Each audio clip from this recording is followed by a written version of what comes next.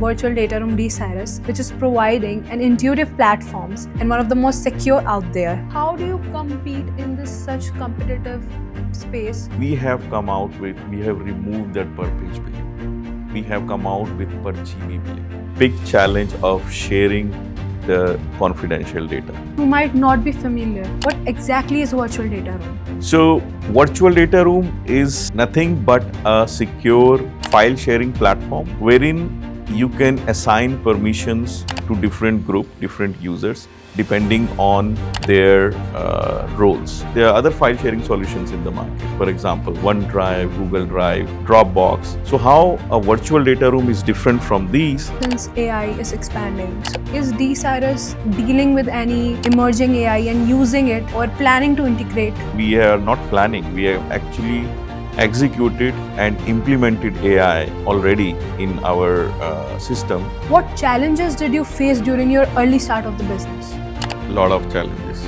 Scratch to building everything grounds up takes hell lot of energy, hell lot of time, and hell lot of money also. That everyone look for is the steps and strategies that one has to take and think in a way to crack a big client. There are big businesses which were shutting down, where we are going to stand, right? If you look at the VDR market, so what do you think about exactly the market of this platform? Some of the companies are more inclined towards the pricing, but some of them know we want quality, we want support, we want data security, and they are willing to pay a premium for those services. Was the company funded? Like, was it a bootstrap or an angel investor or venture capitalist? Today also this question comes, why don't you go and pitch before a VC? Why don't you go and pitch before a investor? I said, why? I'm your host Gunika Khurana, and today's podcast is all about trust, security, and innovation in the age of information sharing.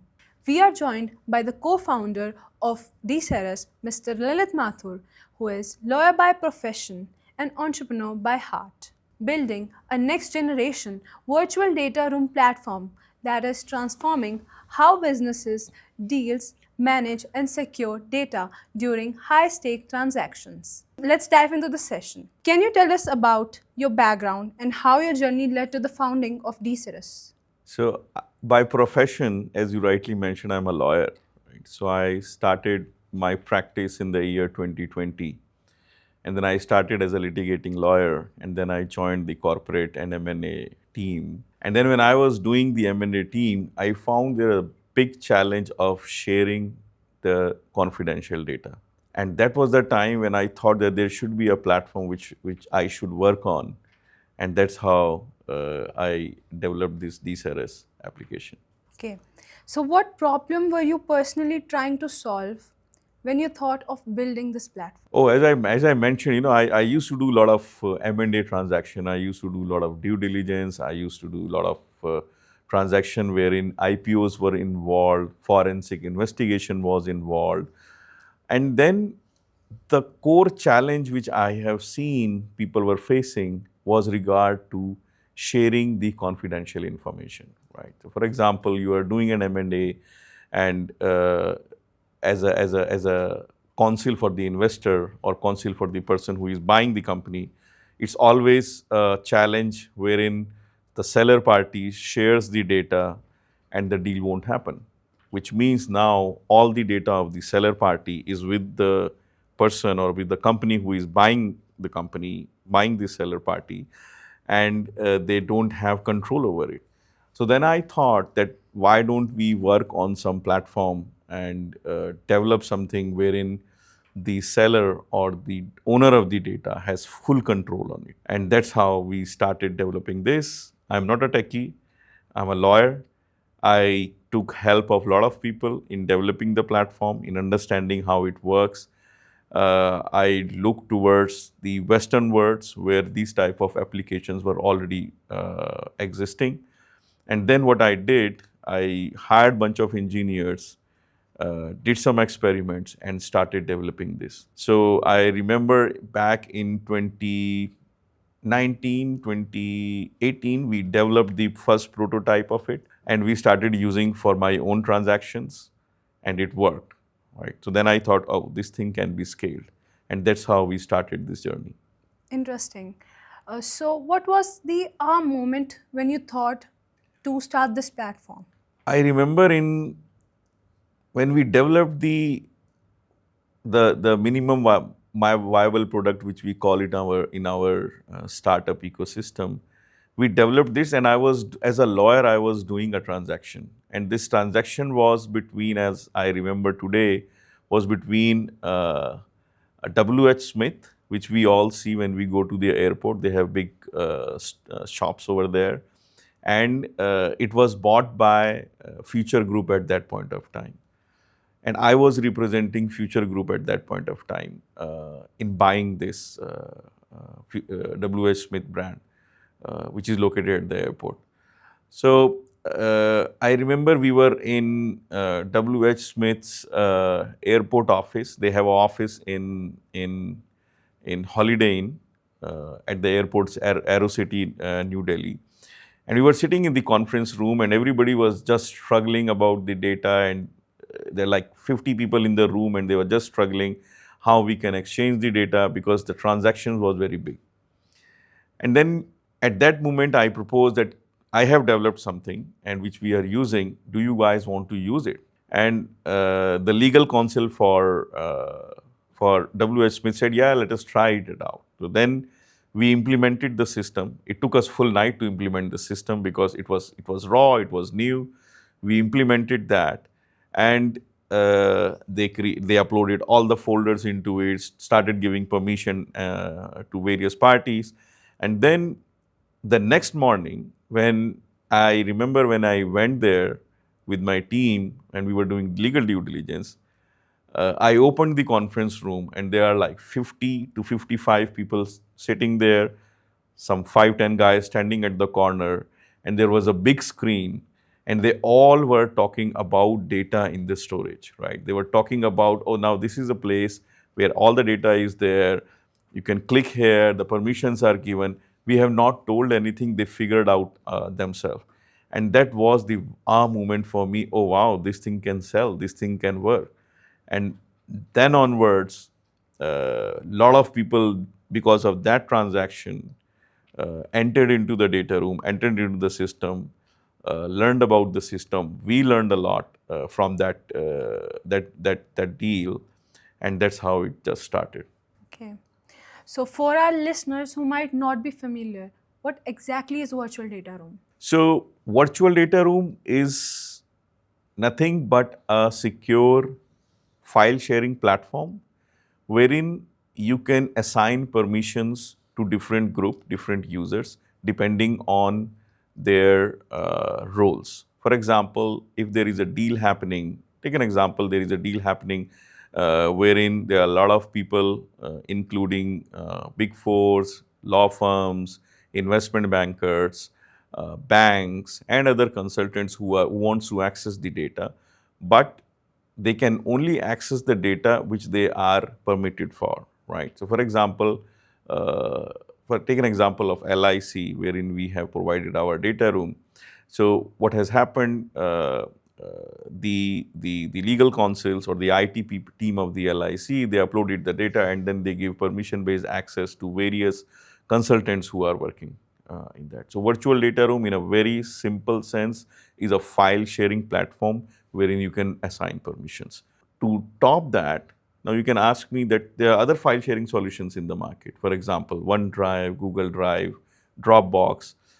So how a virtual data room is different from these is because we come out with security, right? Because we are handling a lot of confidential documents, transactions which are not there in the market, right? Anything leaks out, these are all publicly traded companies. Anything leaks out, it creates havoc in the market, right? So anything related to security, right, over a file sharing solution is what a virtual data room. Okay, so security and confidentiality is what exactly differentiating VDR with other platform, right? Exactly, That was exactly. exactly my next question, which I thought Exactly, of. exactly. So you nailed it right. So VDR, as I mentioned, it can be any file sharing system, right? You just upload file. Every day we do it, right? We just upload files, and we just share it with a lot of people. But in VDR, we have certain different features which are just mentioned or which are just developed for the sake of transaction. For example, now if you upload something in the VDR, you can assign permissions.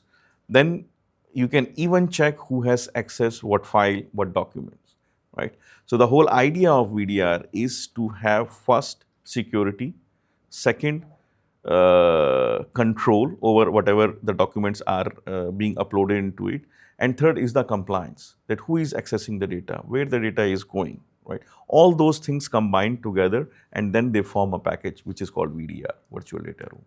Yeah, great. So since the market is expanding of this virtual data room, so who are your primary players in this, and what exactly they use DCirrus for? Yes, the market is expansion is in a very big expansion mode, although there are a lot of regulations which we see which just pull the market back. But there is a trend wherein market is expanding.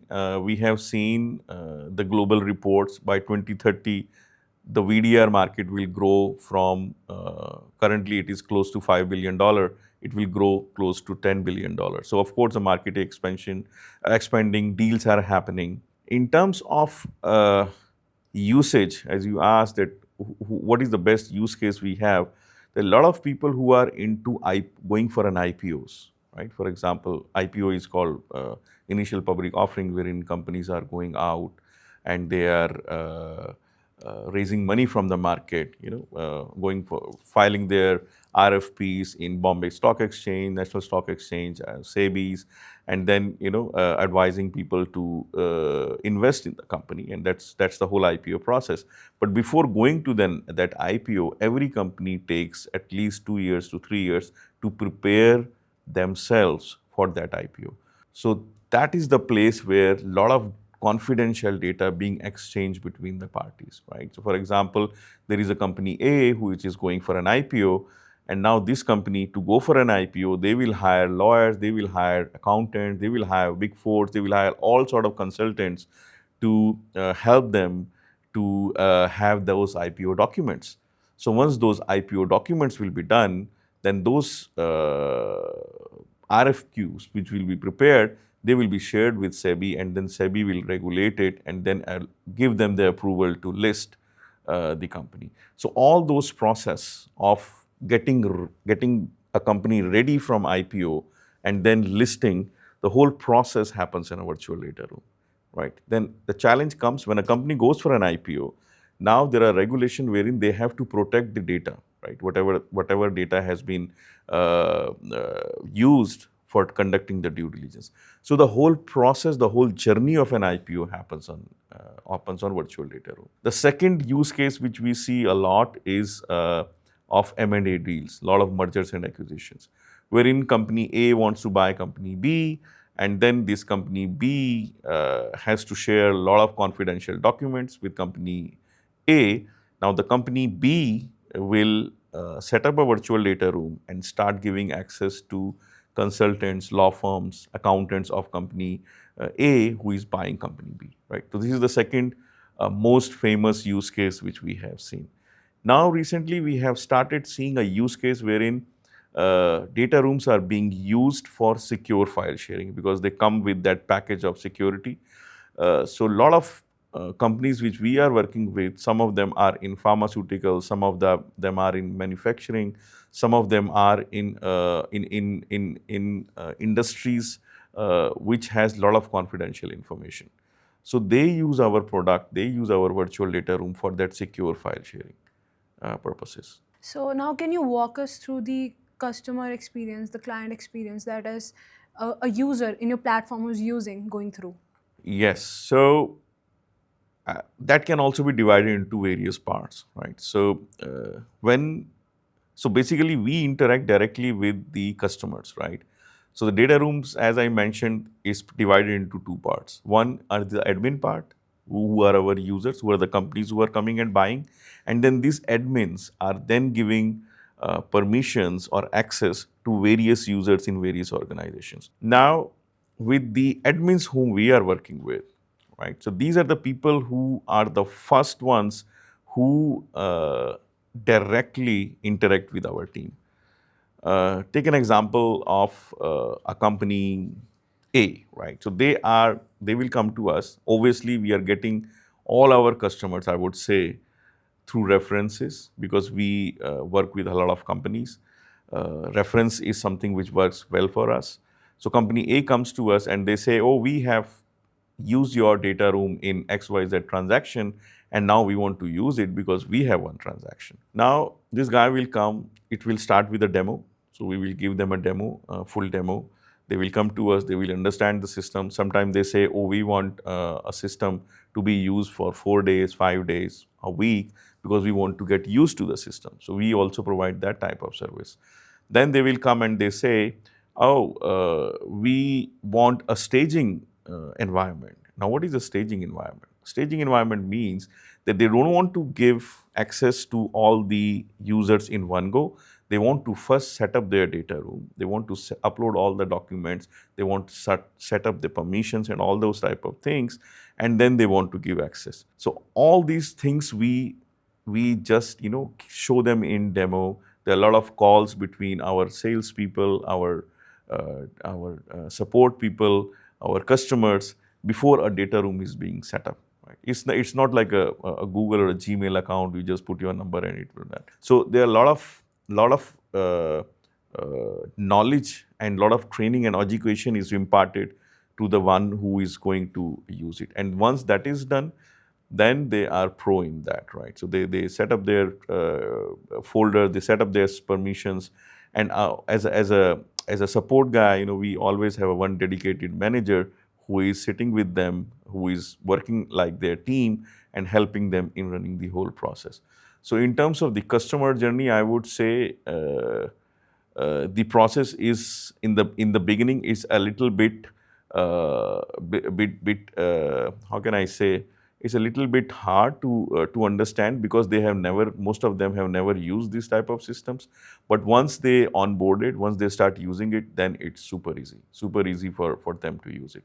Because these type of systems, although everybody uses file sharing, everybody uses WhatsApp, Google Drive, or OneDrive, but these type of proprietary systems, what I have seen in my experience, if a customer is coming for the first time, they face a little bit of challenge in understanding the permissions, how the system works. But once they get used to it, maybe 2 days, 3 days, 4 days, they becomes pro in that. So, since a lot of sensitive information is stored on your platform, and as you said, that it is one of the most secure and intuitive platforms out there. So, how do you exactly ensure the security of this sensitive information? Very good question. So this is the first question we receive when we go out in the market and try to sell our system.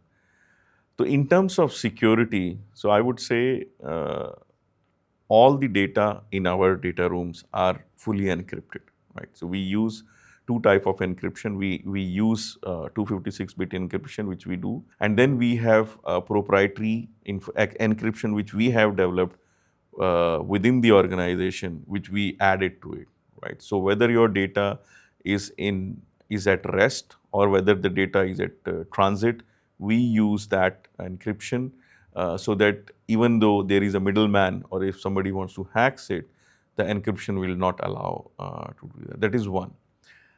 Second thing which I want to tell here is that the data is stored in servers which are located in the customer's jurisdictions. For example, if a bank comes to us and say, "Oh, I want to host my data over here and I want to run a transaction," right? So in that case, what happens?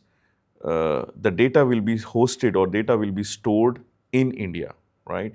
And when we talk about India, we are using MITRE empaneled data centers. MITRE is basically Ministry of Electronics and Information Technology, uh, wherein all the data centers in India are empaneled or audited by MITRE, and we use those data centers, and that's how the banks, the public sector undertakings, the other government companies, they come and they use our system. In terms of our foreign clients, right? So in any case, what we are using today is either a Microsoft Azure or AWS. So these are the companies who are present, I would say, all over the world. So for example, if a US client buys our data room, all that data will be stored in US region, and it will never cross those US boundaries. If we have a client from Europe, the data will be stored in Europe. So that's how we adhere to the data localization and data residency norms. So nowadays, since AI is expanding, so is DCirrus dealing with any emerging AI and using it or planning to integrate? Oh, yes. In fact, there is a big AI wave, and we also want to ride on that AI wave. So, what we have done, we are not planning, we have actually executed and implemented AI already in our system. What we have done is, to begin with, we have because we deal with a lot of data, right? When I say data, it's a lot of files, a lot of PDF documents, Word document, Excel documents, thousands and thousands and thousands of files. And the core of the whole virtual data room is that somebody at the other side of the screen is reading that data, right? There are a lot of reading happens. And that's how the due diligence happens, right? For example, accounting firms are going through financial statements, Excels, just to find out what the projection, what's the tax, what's the revenue, what's the expenses of the company. Law firms are going out and they are reading all the contracts. What are the liabilities? What is the indemnities? What the company has done? What are those agreements which the company has signed with various vendors, with various partners? So all those people, all those users are doing only one thing, right? They are just reading, reading, and reading data. Now, to solve that reading problem, we have implemented a AI, which we call DCirrus AI, which is right there implemented against each and every file. Imagine a lawyer comes and he says, "Oh, I have 500 pages of contract which I want to read, and I just want to find what is the jurisdiction or what are my liabilities under this." So you don't have to read the document. You just have to click one small button against the file and just start chatting with the document, just talking to the document. The document will open on his left side. On the right side, he just asks, "Oh, can you tell me what is the liability under this agreement?" And the system will start working. And within no time, within no few seconds, he will start getting all the answers on his screen that this is the liability, this is how the amount is, and which I think is quite super powerful, right? So a guy who used to read 500 pages and spend 5 hours, 6 hours, 10 hours to read it, this can happen in few seconds. This is the power of AI. Now, question comes to us. We know all this, that my documents will go out in the public. Everybody is using ChatGPT, Perplexity, Claude. There's so many versions of AI available in the market, which are free, right? You just go start asking questions, upload your data, and then they will give you answers. So how we are different from those AI agents is that we hosted everything into our environment, right? What we have done, we have our own database, and the documents are already with us because we are providing virtual data room. So we are now creating some sort of ecosystem wherein the data will not go outside in the public, right? We are following a policy called ZDR. It's called Zero Data Retention Policy, which means whoever will upload the data and ask questions from our AI, the data will not go outside. It will just stay in our network, in our ecosystem. We just make few API calls to the LLM agent or LLM model we are using, and everything remains in our ecosystem.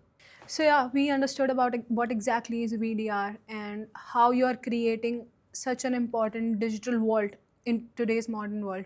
So coming back to your journey and the company's journey, what challenges did you face during your early start of the business? Oh, lot of challenges. So it's very easy to sit in a comfortable chair under AC and think of doing something big, something challenging. But when you really go out in the market, when you really go out in the field, then you start, then you will, then everything comes at one time, right? And the biggest challenge which I think which I faced was because I am not a techie, it's so difficult. It's so difficult to understand those technology cores, the knowledge, what they have, right? So thank God I have very good people around me.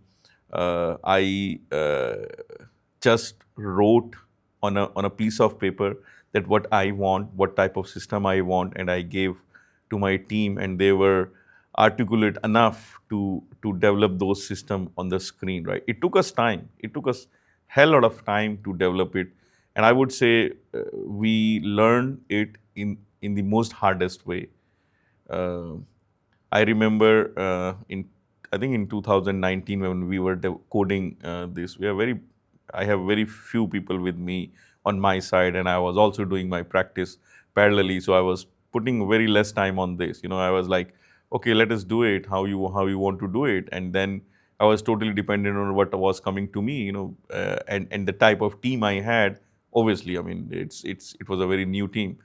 They were trying hard to do it, but then what happened? I got my co-founder Akhil, who is a techie, and he came into picture. He took over everything from me, and that gave me lot of I would say comfort.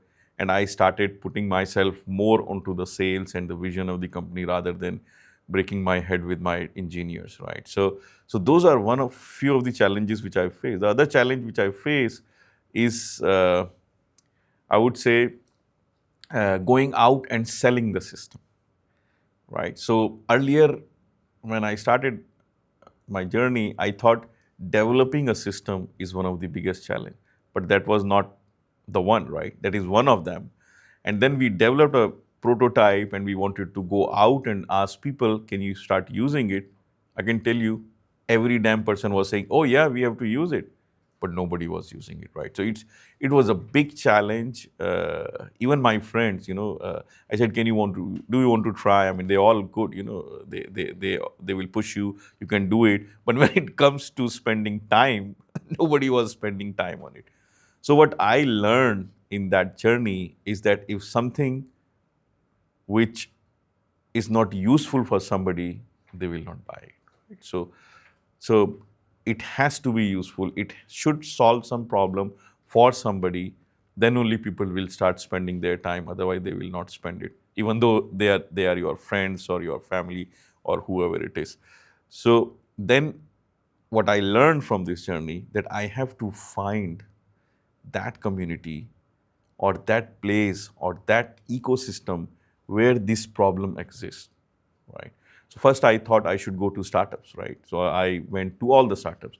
So I forgot to tell you that we are a NASCOM incubated startup. We were there before COVID, and me and my sales guy, we used to sit there and we used to drink free coffee of NASCOM because they offer a very nice coffee.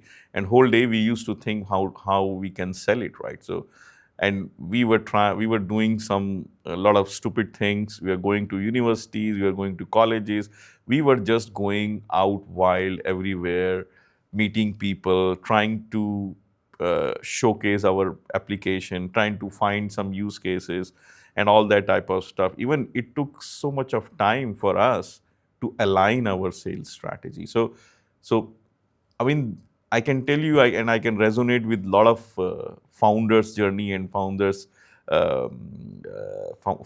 problems. That the beginning is the hardest one. Thinking something is very easy. People have a lot of ideas. They wake up in the morning, they have thousands of ideas. But I can tell you, executing one single idea and taking it from scratch to building everything grounds up takes hell lot of energy, hell lot of time, and hell lot of money also.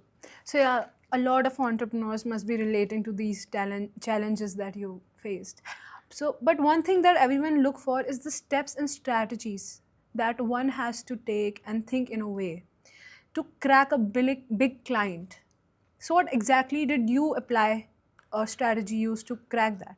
So I told you that our arm wow moment was when we were in that conference room with 50, 60 people who were doing that feature group and WS Smith deal, right? So that was the exposure. That was the first time we got exposed to the public, right? That this is the place where I have to be. This is the place where we can sell it. So because of that deal, a lot of people came to know about us, and then we cracked our first deal in COVID. So we were doing hard, nothing was working, and then COVID hit, and we thought, oh, let us put everything in the box, right? There are big businesses which were shutting down, uh, where we are going to stand, right? And then COVID happened, and all of a sudden we got a call. I got a call from a company that there is a big transaction happening, and we want your data room. And I said, oh, that's interesting. Okay, uh, we can do that. And I just asked the the legal head of that company who called me, whom I know earlier, and who was also involved in this WS Smith and Future Group deal. He's the legal head of Future Group. And he called me and he said, hey, will you be able to do it? I said, yeah, we can do it. And I said, what's the deal? He said, oh, Reliance is doing a due diligence on us. And for 1 minute, I was stunned. So we are talking about one of the biggest Indian deal in retail sector, that too in COVID, wherein company like Reliance trying to buy Future Group, one of the biggest retailers of India, and they want to use our data room, right? So I somehow told, yeah, we can do it, because that's what I learned in this journey, that you have to say yes.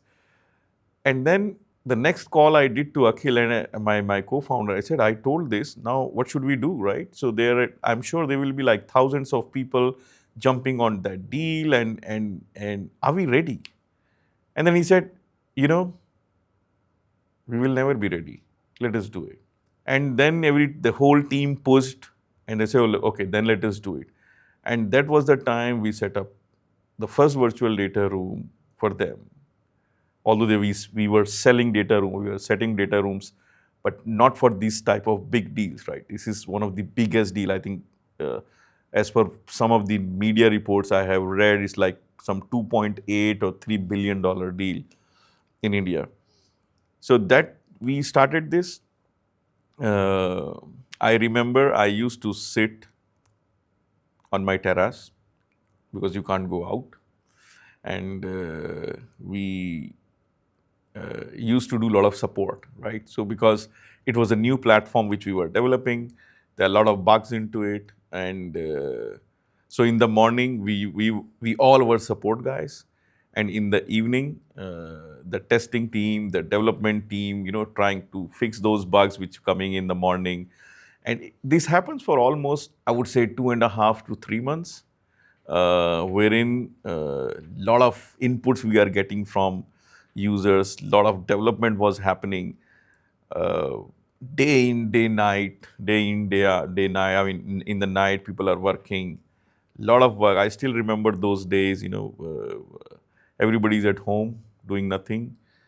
We were just supporting. People are calling us. Everybody's a support guy.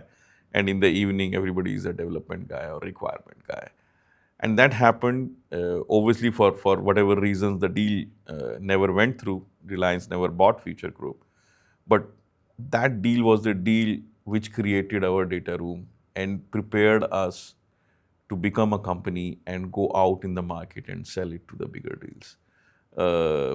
And I would say that was the first stepping stone for us.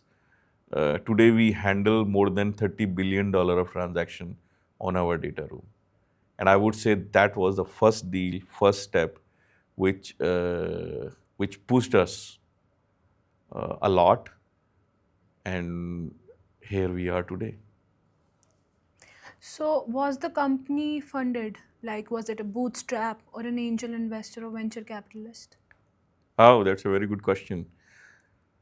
So, all those new founders, I mean, when you start a company, which I have seen, the thought is that we go out with an idea, then we pitch it to an angel or to an investor, and they will like the idea and they will invest money into your company, and then more investor will come and the company will grow and it will become a unicorn and then it will be listed. I think all that idea sounds very flashy or uh, very simple in theory. But when you actually see and when you actually go out in the market, it's a jungle out there, right? People don't want to listen to you. You prepare all sort of pitch decks, you prepare all sort of presentation. They may not even look at it. So to be very frank with you, I also went through that grind. I mean, I started pitching to few of the angels, few of the firms in the very beginning. And to be very frank, we were not. I mean, I was not aware how to make a pitch deck. To be very frank with you, I'm a lawyer. I can make joint venture agreements. I can make shareholders agreement. I can go out in the court and fight a case. But if you ask me make a pitch deck, I don't know how to make it, right? So I used to ask Akhil, can you make a pitch deck for me? And I remember he made one pitch deck for me, and I went and I was traveling in Spain, and I gave that presentation, which was more like a lawyer's presentation than a founder's presentation. So we also did this type of mumbo jumbo in the very beginning, and then I thought it's a wastage of time. Let us try to do something else. Let us forget about this funding or investment, all that type of stuff. Let me, so because I have some money with me, I'm doing practice for almost 20 years. Now I'm 25 years into practice. So I have some funds with me. And then I thought, let me start something very small, slow, and see whether this works or not, right? In any case, in the beginning also I was investing my money, but I was thinking that if we have some sort of critical mass, we go out, we raise money, because that's the journey of a startup you see today, right? Every startup goes out, they raise money, then more money, then more money, then more money, and then they become unicorn and all those type of stories, right? So I thought, I think I don't have that patience, or I'm not meant for that. So I just started doing it slowly, 1%, 2%, 4%. We just added slowly people into our team. We are a debt free, angel fund free, private equity free, VC free company, right? And that's why we are free, and we don't have any stress. The only stress is that how we can onboard more and more customers, and how we can help our customers to scale, right, and solve their problems. So in the beginning, it was a bit hard, because all the investment which I had for myself and my family, I was putting that investment into this company, and without knowing that this will work or not, right? This is what we were doing, and this was like a momentum, right? Things goes on. You just don't stop at that point of time, and then some small ray of hopes comes from these small deals which we were doing, and that's it. And then we just went all in. So today also this question comes: why don't you go and pitch before a VC? Why don't you go and pitch before a investor? I said, why? We are making revenue.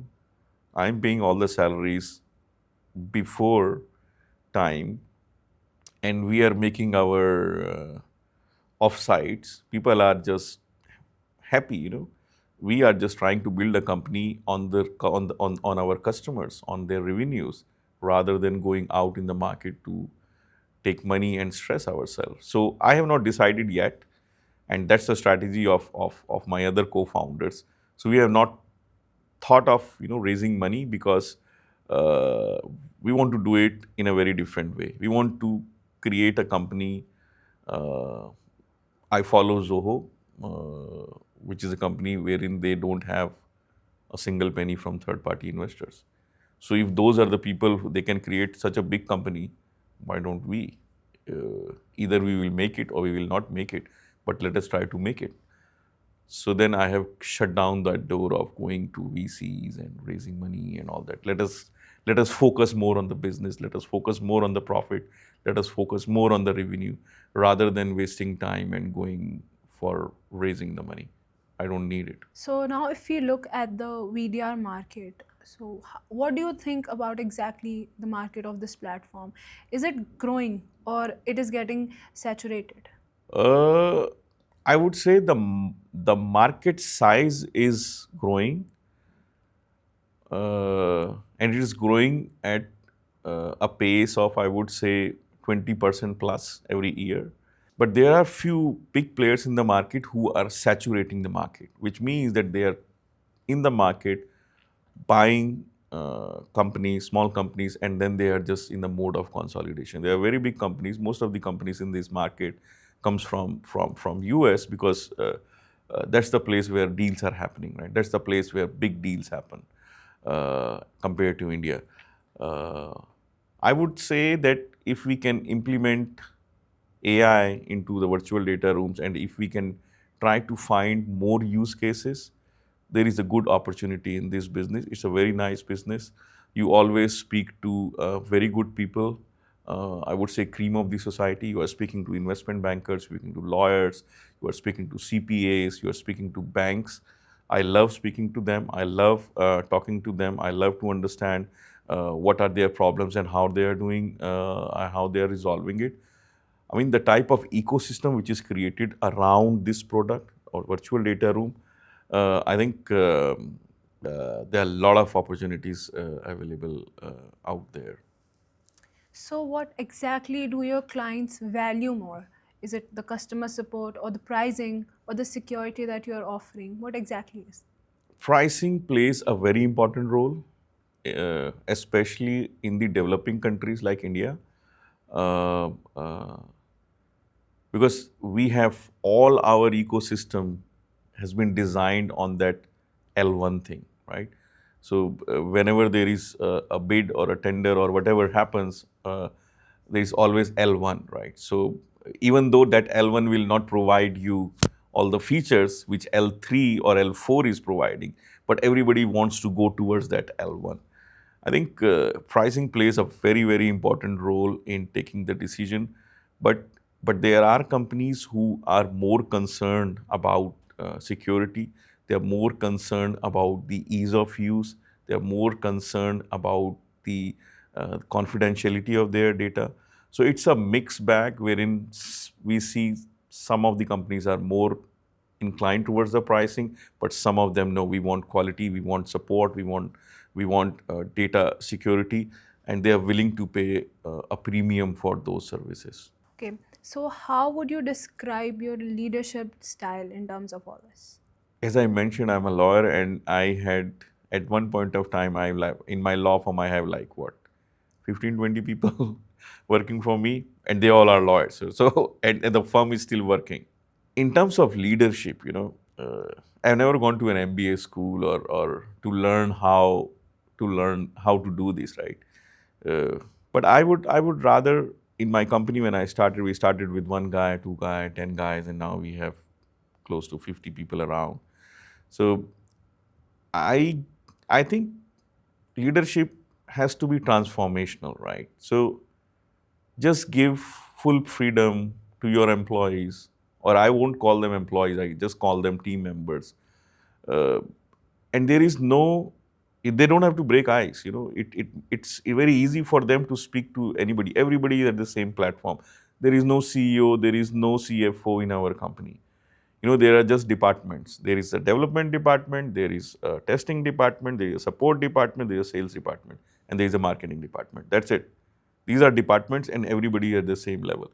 Yes, the guy who is in the company and having some more experience is the one everybody follow.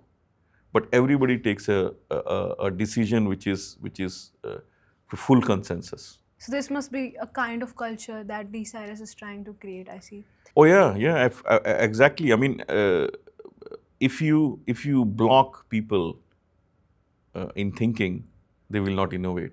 So my only effort in the team is that everybody should speak to everybody. I have seen companies wherein they work in silos, right? So people are not speaking to each other. So my only goal is that everybody should speak to each other, share ideas, because at the end of the day, they all are following the same goal to develop the company, right?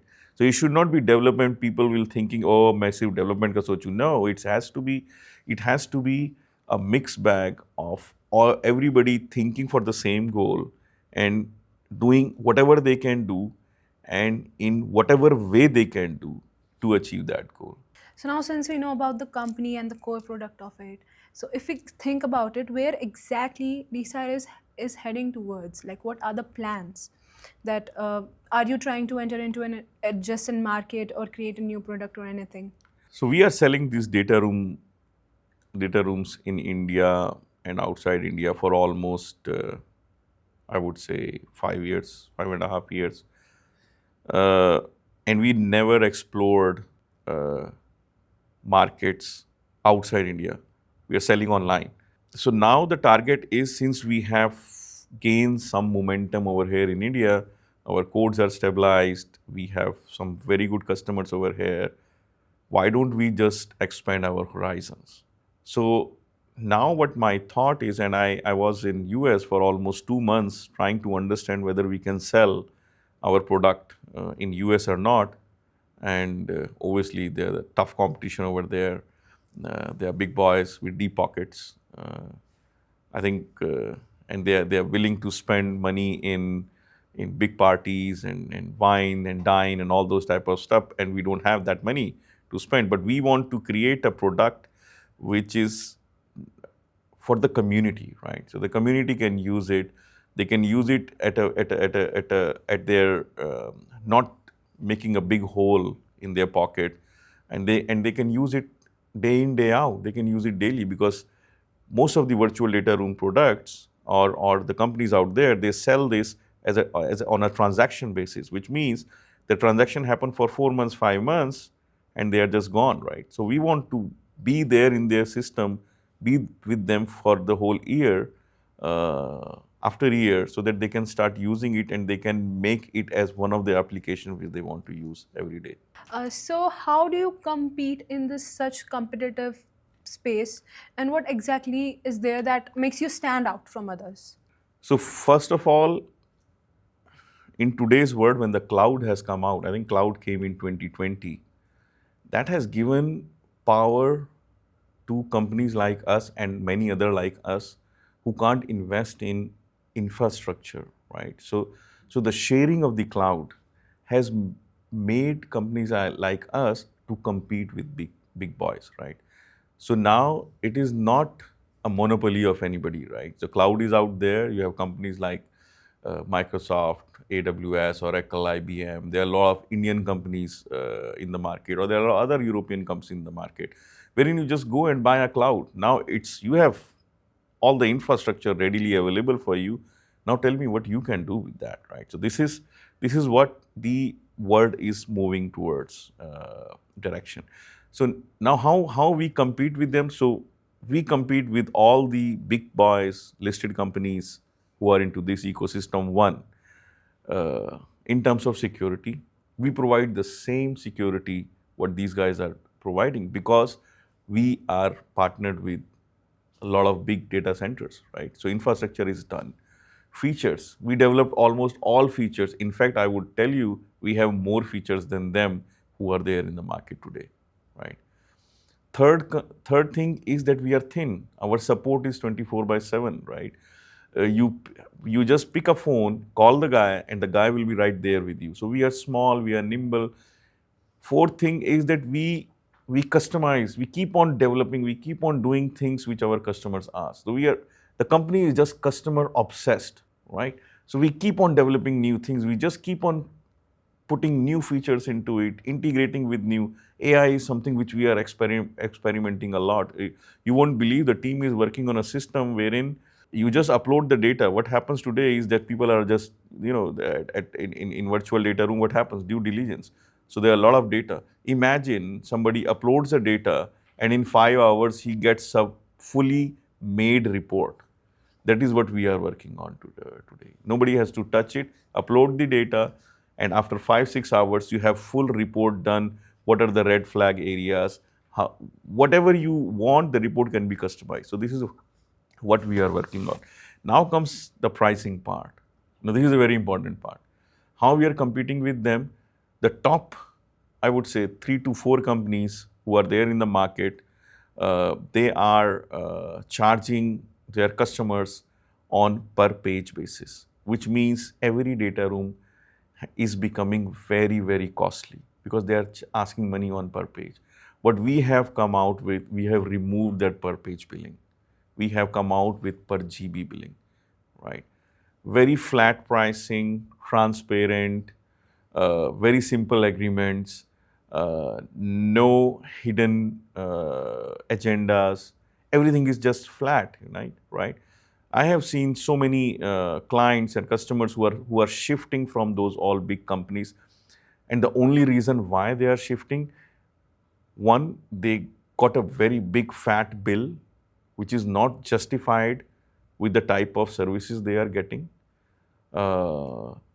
Second, they say that if we are going to pay this big fat bill, we are not going to end this transaction.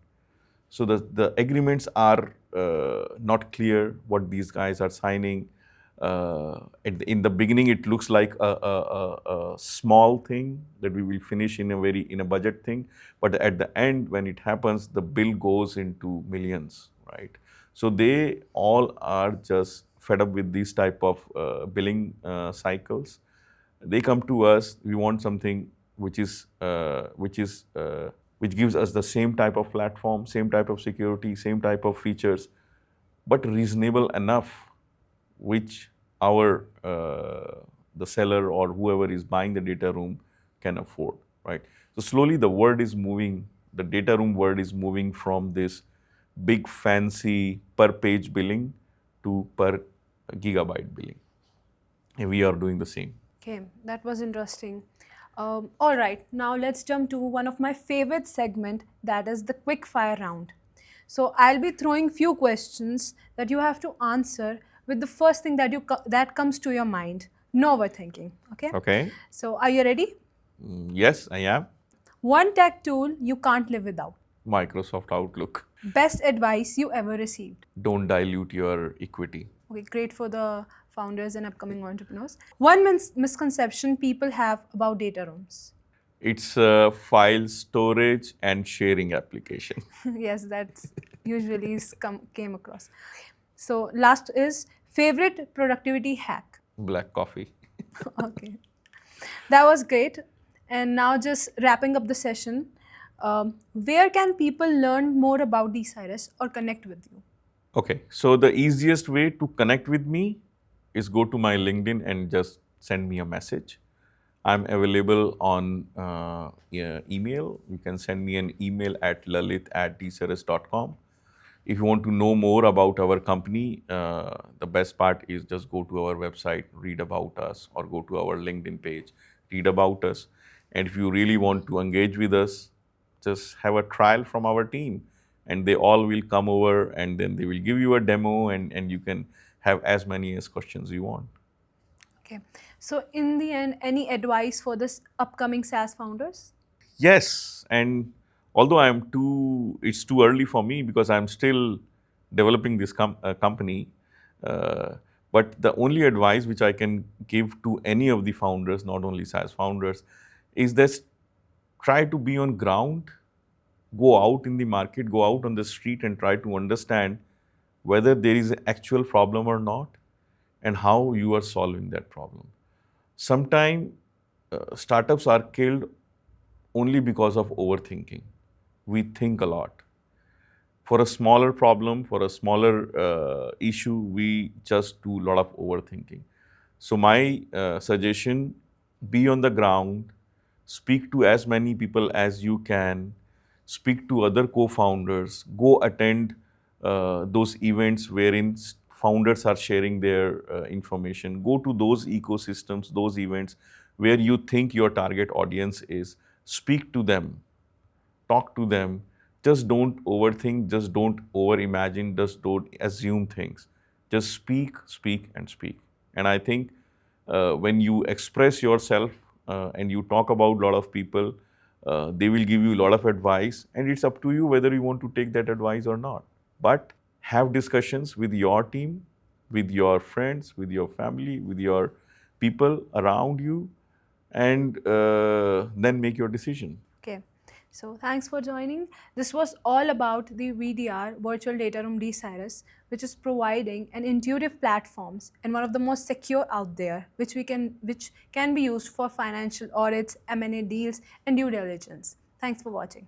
Thank you. Thank you for having me.